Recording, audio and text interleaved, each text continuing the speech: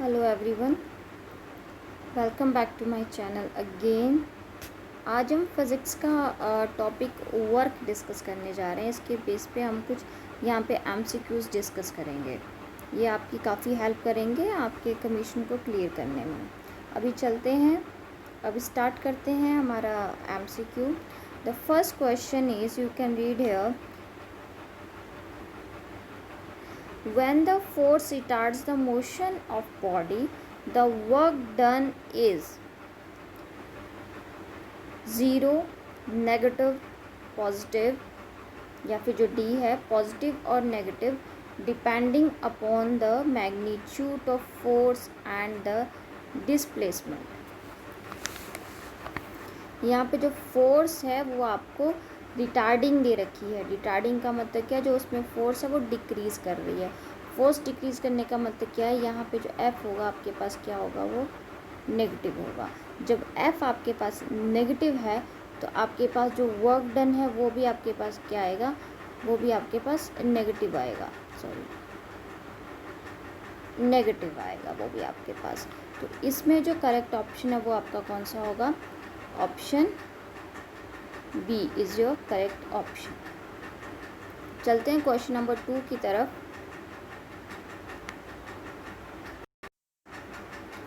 Question number 2 is, a man pushes a wall and fails to displace it. He does option A negative work, option B positive but not the maximum work, option C no work at all, option D maximum positive work. कोई आदमी है वो wall को push कर रहा है और वो उसको डिस्प्लेस नहीं कर पा रहा है, वॉल है डिस्प्लेस नहीं करेगी, तो वो वहाँ पे वर्क डन कैसा होगा जब डिस्प्लेसमेंट ही नहीं है। आपको ऑप्शन दे रखा है, which is the correct option है। The correct option is C, that is no work at all, क्योंकि हमारे पास यहाँ पे क्या है, डिस्टेंस 0 है, तो work done is equal to होता है आपके पास एफ क्रॉस एस, तो ये इज इक्वल टू आपके पास 0 आ गया, that is the no work. अब question number 3। Question number 3 is, a boy carrying a box on his head is walking on a level road from one place to another is doing no work. This statement is, मतलब एक बच्चा चल रहा है road पे और उसके सिर पे कुछ उसने उठा रखा है, something box is there on his head, तो वो एक प्लेस से दूसरी प्लेस तक एक रोड के ऊपर मूव कर रहा है and he is not doing any work. तो ये वाली स्टेटमेंट कैसी है, ऑप्शन ए है, दैट इज़ ये आपके पास करेक्ट है, या फिर बी इनकरेक्ट है, या फिर सी पार्शली करेक्ट है, या फिर डी कांट से। इनमें से करेक्ट वाली आपकी कौन सी है, ये स्टेटमेंट आपकी सही है नहीं है। तो आपकी जो करेक्ट है that is option A correct. ये स्टेटमेंट आपकी बिल्कुल सही है, क्योंकि इसमें आपके पास वर्क डन, इसमें आपके पास जो वर्क डन है वो 0 है, क्योंकि जो आपके पास जो बॉय है he is moving this way, और जो उसका जो वेट है जो उसने बॉक्स उठा रखा है वो आपके पास इस तरफ को लग रहा है, तो ये जो आपके पास एंगल है वो 90 डिग्री का है। So this is force, this is the displacement, angle आपके पास आया 90 डिग्री, तो आपके पास work done is equal to होता है एफ एस कॉज थीटा, यानी कि कॉज 90 डिग्री। सो ये आपके पास क्या हो जाता है, इज इक्वल टू 0 हो जाता है। Okay, now the question number 4 is, no work is done if options are displacement is 0, force is 0, force and displacement are mutually perpendicular, and D is all of these। इनमें से कहाँ पे है जो work done हमारा 0 होता है, जब हमारे पास डिस्प्लेसमेंट की बात हो रही, जो F इज इक्वल टू हमारे पास आ गया जो हमारे पास जो वर्क डन है, this is the work done, work done is equal to होता है एफ एस कॉस थीटा। अगर हमारे पास एस ज़ीरो हुआ मतलब डिस्प्लेसमेंट ज़ीरो है तब भी work done is equal to zero आएगा। अगर हमारे पास फोर्स ज़ीरो है तब भी हमारे पास work done is equal to zero आएगा। अगर हमारे पास जो थीटा है वो 90 डिग्री आ जाए तब भी हमारे पास work done is equal to zero आएगा। यानी कि तीनों की तीनों ऑप्शंस ए बी सी तीनों करेक्ट हैं। So option D is your correct answer, that is all of these. Okay guys, now the question number 5 is, question number 5 है, a particle is taken round a circle by application of force, the work done by the force is। इसमें आपके पास जो path दे रखा है वो क्या है, आपके पास सर्कल है जिसमें आपकी फोर्स अप्लाई हो रही है। सो द वर्क डन कितना होगा वहाँ पे, ए पॉजिटिव नॉन ज़ीरो, बी है नेगेटिव नॉन ज़ीरो, सी है ज़ीरो, या फिर डी है नन ऑफ दीज। इसमें चारों में से कौन से वाला आपका करेक्ट होगा। अब इसमें सोचने वाली बात है, यहाँ पे सर्कल की बात कर रहे हैं। सर्कल में आपके पास जो डिस्प्लेसमेंट होता है वो तो इक्वल टू ज़ीरो होता है, क्योंकि सर्कल में आप जहाँ से चलते हैं घूम फिर के, फिर आप ऐसे सर्कल में जहाँ से चलते हैं घूम फिर के वहीं पे आ जाते हैं इनिशियल एंड फाइनल पॉइंट, इसमें दोनों सेम होता है। तो सर्कल में डिस्प्लेसमेंट इक्वल टू ज़ीरो होता है, और जब डिस्प्लेसमेंट आपके पास ज़ीरो हो गया तो आपके पास वर्क डन भी क्या आ जाएगा, ज़ीरो आ जाएगा। तो जिसमें करेक्ट ऑप्शन है that option is C, that is zero. अब देखते हैं next question. Next question is, the work done in stretching a spring of force constant K from length L1 and L2 is. आपके यहाँ पे चार option दे रखे हैं। ए है आपके पास K bracket L2 square minus L1 square, B option है half K bracket L2 square minus L1 square, C option is K L2 minus L1 and D option is k/2 L2 plus L1। इनमें से आपके पास correct answer कौन सा होगा।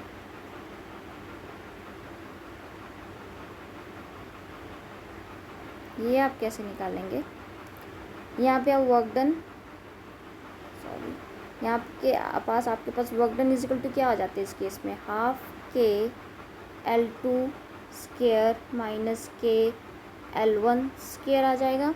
और यहाँ पे आप हाफ के को अगर आप कॉमन ले लेंगे तो आपके पास आंसर आ जाएगा L2 square minus L1 square, जो कि आपके पास अगर आप ऑप्शन को देखते हैं तो यहाँ पे जो करेक्ट ऑप्शन है दैट ऑप्शन इज बी। तो आपके पास करेक्ट ऑप्शन कौन सा है, option B, that is a half K L2 square minus L1 square. चलते हैं नेक्स्ट क्वेश्चन की तरफ।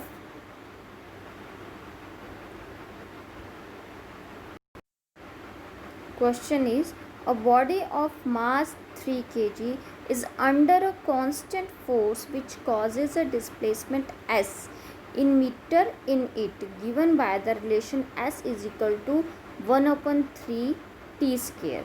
यहाँ पे जो डिस्टेंस है वो आपको, डिस्प्लेसमेंट है वो आपको दे रखा है 1/3 t square, where t is in second, work done by the force in 2 second is. इसमें आपको वर्क डन निकालना है। नीचे आपको ऑप्शन दे रखे हैं 3/8 जॉउल, 8/3 जॉउल, 19/5 जॉउल एंड द 5/19 जॉउल। इसमें आपके पास क्या क्या गिवन है, आपके पास यहाँ पे मास गिवन है दैट इज़ 3 kg। इसमें आपके पास डिस्प्लेसमेंट गिवन है that is equal to 1/3 t square, और आपके पास टाइम गिवन है that is equal to 2 second. आपको निकालना क्या है, आपको वर्क डन निकालना है। वर्क डन इक्वल टू क्या होता है, फोर्स इनटू डिस्टेंस होता है आपके पास। सिंपल, आपको क्या निकालना है, आपके पास डिस्टेंस होना चाहिए, आपके पास फोर्स होनी चाहिए, अब वो हमने यहाँ पे कैलकुलेट करनी है। डिस्टेंस आपको यहाँ पे दे रखा है 1/3 t स्क्वायर, ये आपको दे रखा है डिस्टेंस 1/3 t स्क्वायर। डिस्टेंस है आपके पास, सॉरी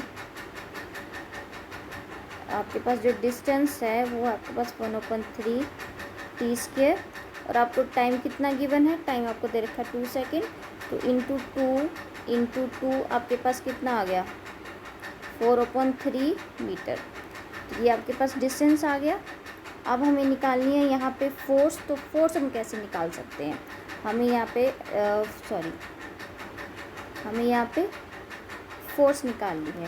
तो फोर्स हम कैसे निकाल सकते हैं? फोर्स के लिए हमें चाहिए होता है मास इंटू एक्सेलरेशन। मास तो हमें दे रखा है, मास हमें कितना दे रखा है? 3 दे रखा है, लेकिन एक्सेलरेशन हमें नहीं पता है, तो एक्सेलरेशन हम अभी निकाल लेंगे। एक्सेलरेशन हमें कहाँ से निकलेगी?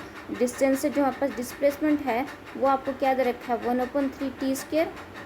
अगर इसको हम डबल डिफ्रेंशिएट करेंगे तो हमारे पास एक्सेलरेशन निकल आएगा, यानी कि d²s/dt²। अगर हम निकालते हैं तो हमारे पास एक्सेलरेशन निकल आएगा। तो अगर हम इसको डबल डिफ्रेंशिएट करते हैं तो हमारे पास क्या आ जाता है? हमारे पास वैल्यू आ जाती है 2/3, यानी कि एक्सेलरेशन हमारे पास क्या आ गया? 2/3। तो ये रहा हमारे पास एक्सेलरेशन। इस एक्सेलरेशन को हम यहाँ पे पुट करेंगे तो हमारे पास फोर्स निकल आएगी। तो हमारे पास फोर्स कितनी हुई?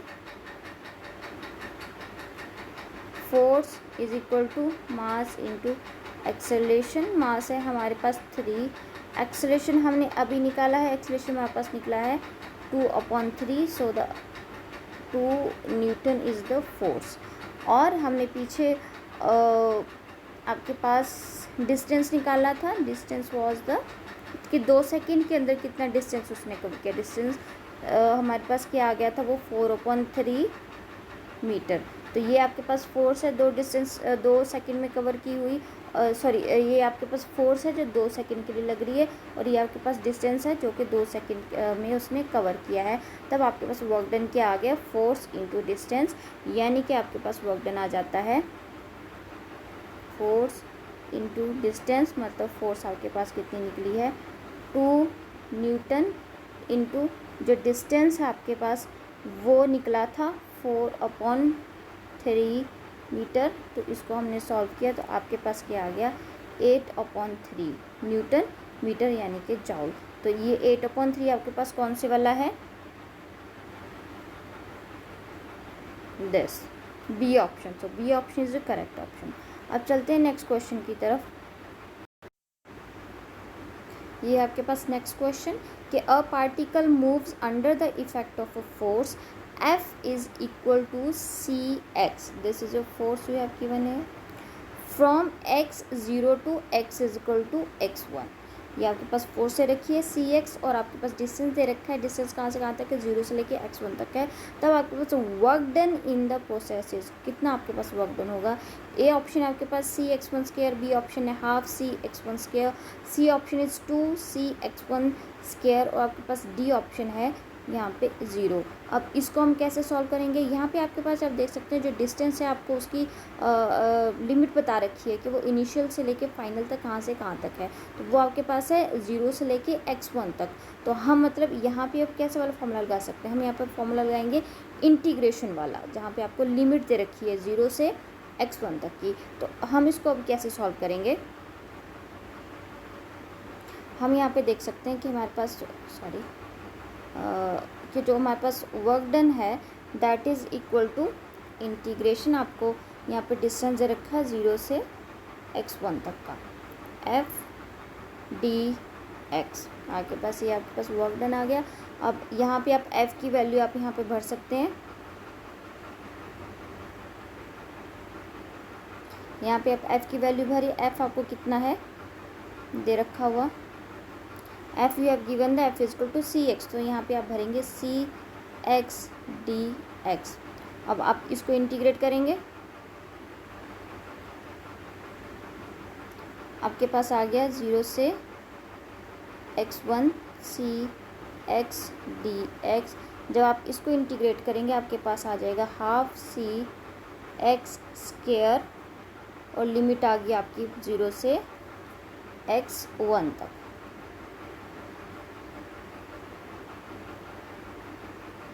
वन अपॉन 2 Cx², 0 से x1। इसको आप सॉल्व करेंगे तो आपके पास कितना आ जाएगा? आपके पास आ जाएगा work done is equal to 1/2 Cx1²।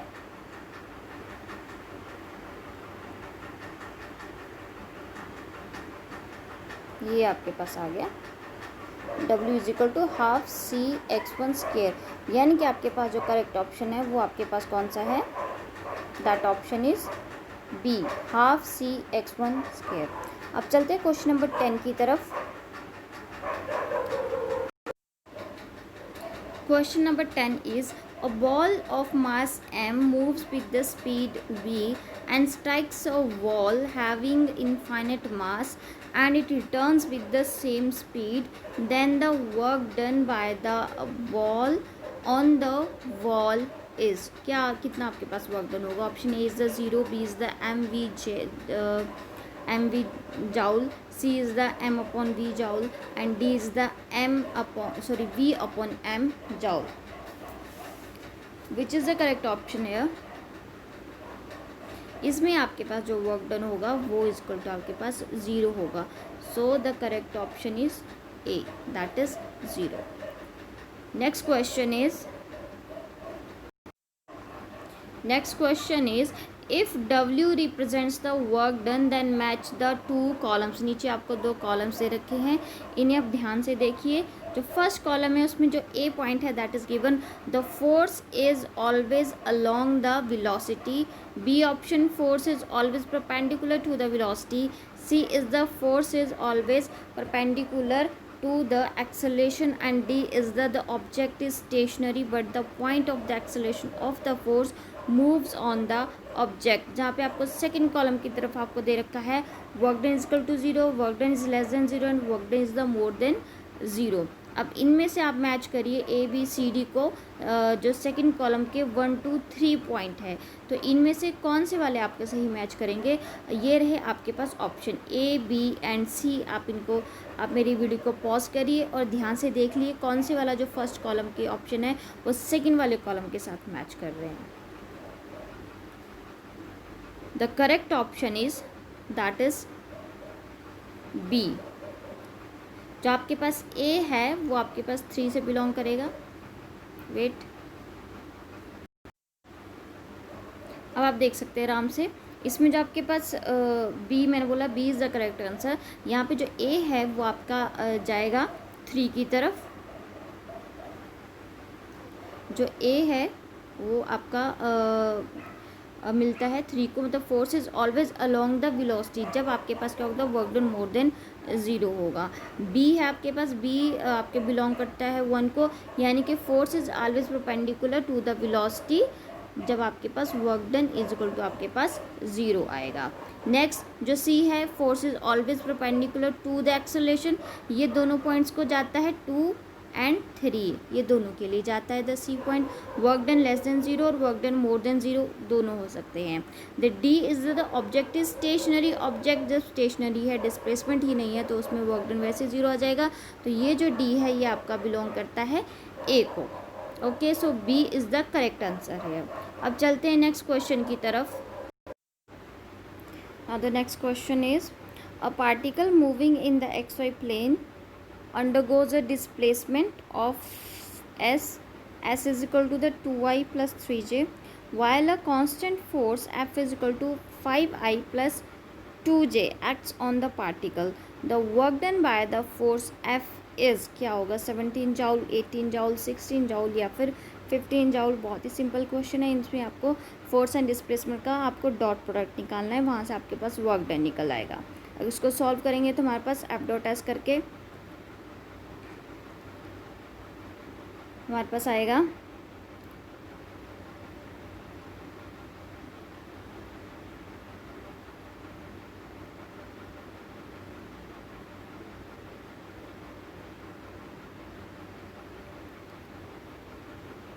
Work done is equal to F dot S. तो यहाँ पे आपके पास 2i plus 3j dot 5i plus 2j आ जाएगा। अगर हम आई वालों को मल्टीप्लाई करेंगे तो हमारे पास आ गया 10 प्लस जे वालों को हम करेंगे तो 3 2 6, दैट इज़ द 16 जॉल। तो आपका वर्क डन क्या है? 16 जॉल, जो आपका करेक्ट आंसर है। द करेक्ट आंसर इज जो सी, दैट इज़ द 16 जॉल। चलते हैं नेक्स्ट क्वेश्चन की तरफ। अगर नेक्स्ट क्वेश्चन दे रखा है उसमें आपको एक डायग्राम दे रखा है राइट साइड पे. The question is a force F acting on an object varies with distance x as shown here. The force is in n and x in metre. Force जो unit है वो Newton में दे रखी है, जो distance है वो मीटर में दे रखा है. So the work done by the force in moving the object from x equal to 0 to x equal to 6 is, आपको यहाँ साइड में ग्राफ दे रखा है फोर्स और डिस्टेंस के बीच का. ठीक है, आपको यहाँ पे वर्क डन निकालना है. इजी है आपके पास. यहाँ पे एक तो आपको एक स्केयर दे रखा है, एक तो यहाँ पे ये आपको स्केयर दे रखा है, यहाँ पे आप स्केयर का फॉर्मूला लगाएंगे एरिया का, और दूसरा आपको ट्रायंगल दे रखा है, यहाँ पे आप ट्रायंगल के एरिया का फॉर्मूला लगाएंगे. क्यों? क्योंकि जो हमारे पास जो वर्क डन होता है, जो work done is equal to होता है हमारे पास area under force displacement graph. जो हमारे पास वर्क डन होता है वो इज इक्वल टू एरिया होगा. तो यहाँ पे हम इनका एरिया निकालेंगे. ये हमारे पास स्केयर का और ये जो हमारे पास ट्रायंगल है उसका हम एरिया निकालेंगे. करेक्ट, बहुत इजी है. स्केयर का एरिया आपके पास क्या होता है, जो स्केयर है उसका एरिया क्या हो गया हमारे पास, लेंथ इंटू ब्रेथ. तो ये आपके पास आ गया 3 इंटू 3. फिर आपके पास जो ट्रायंगल का एरिया आपके पास क्या हो गया 1/2, जो इसका परपेंडिकुलर है इंटू जो इसका बेस है. इसको भी सॉल्व करके देख लेते हैं. 1/2 इसका परपेंडिकुलर है 3 और इसका बेस भी हमारे पास 3 है. जब हम इसको सॉल्व करेंगे तो हमारे पास आंसर क्या आ जाएगा, हमारे पास आंसर आएगा 13.5, यानी कि option B is the correct answer. अब देखते हैं हम नेक्स्ट क्वेश्चन. आपका नेक्स्ट क्वेश्चन है a particle describe a horizontal circle of radius 0.5 meter with uniform speed. The centripetal force acting is the 10 Newton. The work done in describing a semicircle is, options are 0, 5 joule, 5 pi joule and the 10 pi joule. इसमें आपके पास जो displacement दे रखी है वो क्या है, आपके पास जो सर्कल है जिसके अलोंग कोई पार्टिकल मूव कर रहा है वो वाला सर्कल क्या है, हॉरिजॉन्टल है. और जो सेंटीपिटल फोर्स इसके ऊपर एक्ट कर रही है वो 10 न्यूटन एक्ट कर रही है. यानी कि जो फोर्स है और जो डिस्प्लेसमेंट है वो एक दूसरे के क्या है, यहाँ पे इस तरीके से परपेंडिकुलर आएंगे. ये आपके पास फोर्स एक्ट कर रही है और ये हमारे पास इस तरीके से सर्कुलर फॉर्म में, एक हॉरिजॉन्टल सर्कुलर फॉर्म में हमारे पास डिस्प्लेसमेंट हो रहा है. यानी कि जो एफ है और जो एस है, जो एफ है और जो एस है उनके बीच का एंगल कितना है हमारे पास, 90 डिग्री है. तो जब एंगल इनके बीच का 90 डिग्री हो जाएगा तो हमारे पास work done is equal to F S cos 90, यानी कि दैट इज इक्वल टू 0. तो आपके पास आंसर आता है ए इज इक्वल टू 0. आप चलते हैं नेक्स्ट क्वेश्चन. नेक्स्ट क्वेश्चन आता है आपके पास. यहाँ पे आपको 2 स्टेटमेंट्स दे रखी हैं. एक तो आपको कोई कंडीशन दे रखी है और उसके ऊपर आपको मतलब एक आपको स्टेटमेंट दे रखी है और दूसरा आपको स्टेटमेंट के लिए यहाँ पे रीज़न दे रखा है. यहाँ पे दे सकते हैं, यहाँ पे आपको assertion and reason you have given here this. आपको यहाँ पे असर्शन में क्या दे रखा है कि the work done in moving a body over a closed loop is 0 for every force in nature. यहाँ पे क्लोज लूप की बात करें कि क्लोज लूप है तो वहाँ पे अगर आपको बॉडी मूव करती है तो उसका वर्क डन हमारे पास 0 आएगा. अपने रीज़न क्या दे रखा है, रीज़न में दे रखा है कि work done depends on the nature of force. इन्होंने इसका रीज़न दे रखा है. अब नेक्स्ट आपको 4 ऑप्शंस चारों के चारों रीड करने, उसको बताने से कौन सा वाला करेक्ट है. इसमें आपको असर्शन और रीज़न दोनों के बारे में बताया हुआ है कि कोई करेक्ट है, कोई इनकरेक्ट है, कोई पूरी तरीके से करेक्ट नहीं है. तो आप पहले नीचे के इनके ऑप्शंस रीड करिए. First option is that the assertion is correct, reason is correct, reason is a correct explanation for the assertion. आप ये बता सकते हैं ऊपर पढ़ के कि ऊपर जिन्होंने बोला है कि वर्क डन है क्लोज लूप के अंदर आपके पास 0 आएगा, तो उसका रीज़न क्या ये है कि work done depends on the nature of the force. जो वर्क डन है फोर्स के ऊपर डिपेंड करता है, because work done equal to force into distance होता है। तो वर्क डन फोर्स के ऊपर तो डिपेंड करता है, लेकिन फोर्स के ऊपर अगर डिपेंड करता है तो वर्क डन ज़ीरो कैसे हुआ? ये इसके लिए जो रीज़न है वो एज ए स्टेटमेंट जो है वो ठीक है, लेकिन ये जो ऊपर जो आपको स्टेटमेंट दे रखी है उसके लिए करेक्ट रीज़न नहीं है।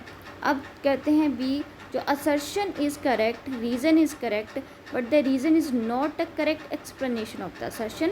आपके पास सी आता है assertion is correct, reason is incorrect, और डी आता है assertion is incorrect and the reason is correct. Assertion भी आपका करेक्ट है, रीज़न भी आपका करेक्ट है, लेकिन जो रीज़न है वो आपका पूरी तरीके से करेक्ट नहीं है, क्योंकि जो इसका रीज़न है, रीज़न क्या है आपके पास कि आपके पास जो क्लोज्ड लूप है तो उसके लिए आपके पास वर्क डन आपके पास ज़ीरो क्यों होगा? क्योंकि वहाँ पे डिस्प्लेसमेंट ज़ीरो होगा।